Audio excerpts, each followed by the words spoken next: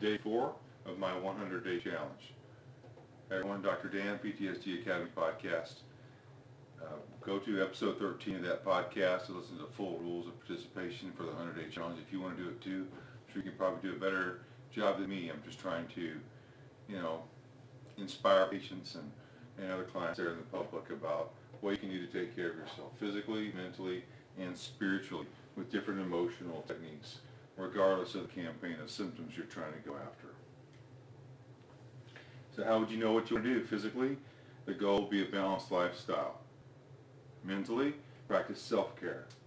Spiritually, work on fulfilling your purpose in some way. And emotionally, authentic connection time.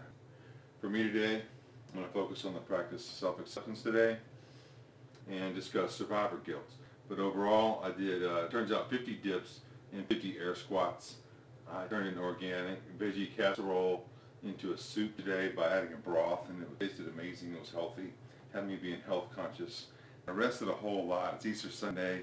People were on the pandemic lockdown, and I was just tired. I didn't watch any news all day, so mentally I kept my head clear about that.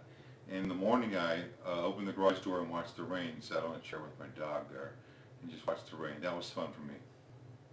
So spiritually, I had a prayer of gratitude for Easter. Emotionally, I spoke with my son and practiced self-acceptance, and the topic of survivor guilt, which would be the highlight for today. A few rules when it comes to grief. You can't compare pain for one person to another, from one trauma to another, from one stage of life for another. So you just can't compare pain because it's an experience that's very time independent, and you're soaked in the emotion of the moment. So when someone's overwhelmed with an emotion, whether it's milder in their life, it's still an overwhelming emotion at the time. You can't compare it. Also, can't put a time limit on grief. Can't undo or take it away, especially can't take it away from someone else. So if you're trying to be supportive for someone that's going through a very hard time or a grief or a loss, practice the ministry presence and just show up in their life. Don't try to fix it. And if you're not sure what to do, ask. Do you want me to just listen right now, or do you want my advice or anything?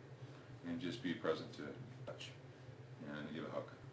Must put positive things into your day when you're grieving. Definitely a good rule.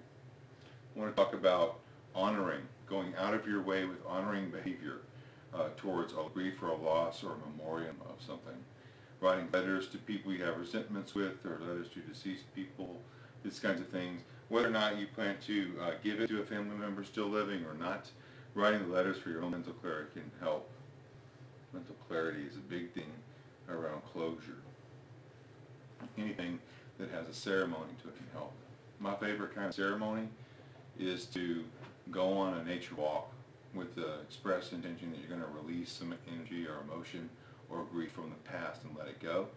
Take a notepad and paper with you, and if you can go to a safe place where there's a bonfire, ideally. I like outdoor fires. Write down what you want to release on the piece of paper. Pause, reflect, take your time, and when you're ready to really release it, say a prayer or an affirmation of intention and light it on fire and watch it burn. And that symbolizes ceremoniously that you've truly let it go. Release grief energy from the body. When you need to cry, sit down and cry. As soon as the last breath is done, then get up and go do something else. That's the time to be motivated and hard.